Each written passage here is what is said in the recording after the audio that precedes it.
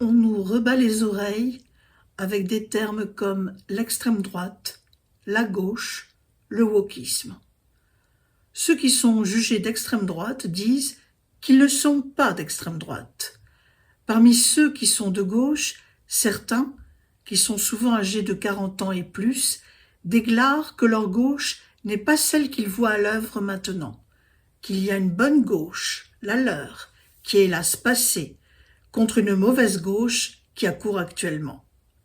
Et ils énoncent toujours cela en étant légèrement sur la défensive. Ils ont tendance à employer le mot « wokisme » pour étiqueter cette nouvelle gauche qu'ils récusent.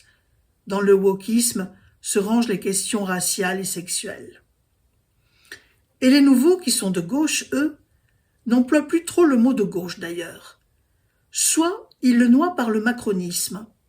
Le macronisme a inventé ce leurre monumental et efficient, n'être ni de gauche ni de droite pour masquer qu'on est de gauche. Soit ils parlent de Nouvelle-France, d'écologie, de progressisme, de socialisme. En tout cas, ils se rallient tous pour récuser le terme gauchisme. Gauchiste, pour eux, c'est une insulte. Alors on peut se poser la question, pourquoi voit-il le mot gauchisme comme une insulte? Et pourquoi Nicolas Lebeau a étudié non pas la gauche, non pas le wokisme, mais justement le gauchisme? Roland Barthes disait que la recherche du temps perdu de Marcel Proust, de si bien voir le monde, les gens et la vie, c'était la Bible. Je pourrais dire cela de comprendre le gauchisme. Et dans une optique, disons, moins mystique, on peut dire qu'en un peu plus de 500 pages, ce livre est l'encyclopédie sur le sujet qui est le problème majeur de notre temps. Sur la gauche ou le gauchisme, on en dit soit du bien, soit du mal. On le sait bien maintenant, il y a un clivage dans les sociétés contemporaines. Il est fini le temps où les gens pouvaient se cacher derrière leurs petits doigts. Clivage, dichotomie, séparation, scission, le fait est là. La question cruciale est de savoir où se situe précisément la ligne de crête. Qu'est-ce qui est séparé de quoi? C'est là où il faut mettre de côté les affects, les humeurs, les états d'âme, les opinions. C'est là où il faut utiliser l'instrument d'optique efficace et le scalpel qui doit découper aux bons endroits. Ce livre a exigé 2 années de préparation assidue, méticuleuse, d'études approfondies des phénomènes pris à la racine. Cela se voit car tout est sourcé, précieusement documenté, relaté avec exactitude. Il y en a assez des livres qui n'en sont pas, qui sont de gros articles de journaux mis en volume, qui ressassent toujours les mêmes critiques, sans examen, sans profondeur. Ça, c'est pour les livres qui sont contre. Et en face, il y en a assez des livres qui n'en sont pas non plus, qui sont des fascicules de propagande présentés dans des discours d'autorité. Loin des idées reçues et de toute opinion partisane, comprendre le gauchisme fait passer de l'autre côté du miroir, où l'envers des cartes apparaît. La langue est précise, sans parti pris, sans humeur, froide et limpide dans le genre de l'essai, comme est froide et limpide la langue de Kafka dans le roman. Et comme dans la Bible, on part du premier jour, la Genèse.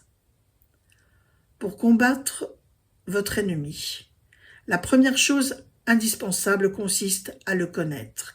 Et pour le connaître, vous devez d'abord savoir d'où il vient, comment il a pris naissance, qu'est-ce qui a contribué à former sa nature, sa consistance.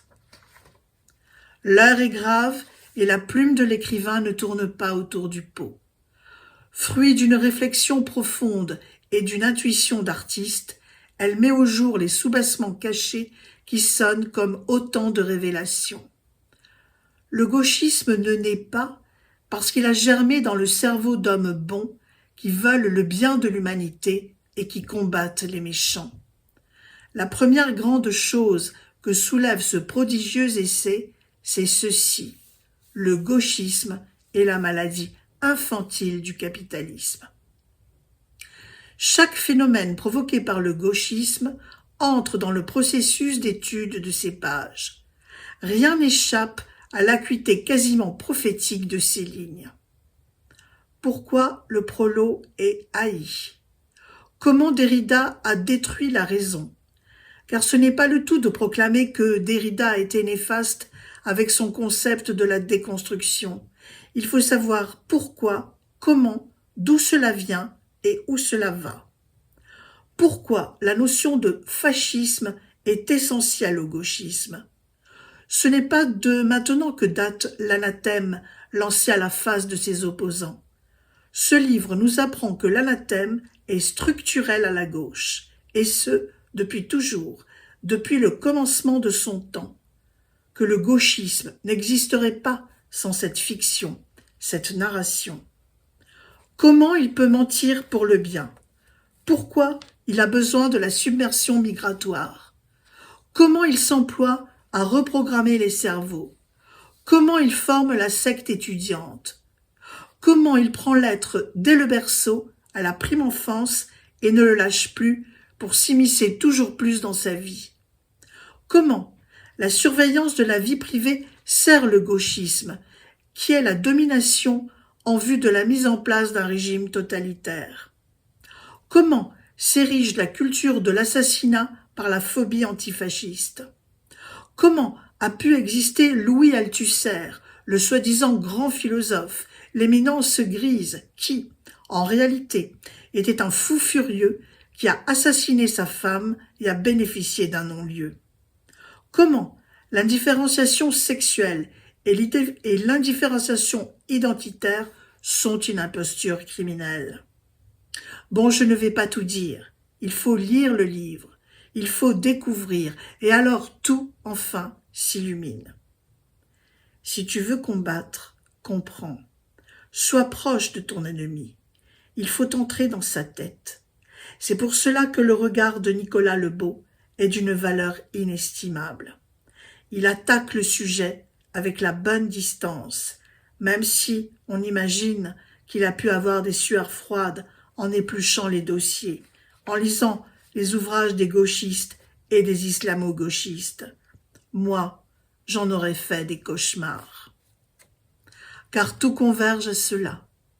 La destruction des nations, la destruction de l'individu singulier, la destruction de la différence sexuelle, de la vie privée, en définitive, de l'être humain, de sa nature véridique et essentielle.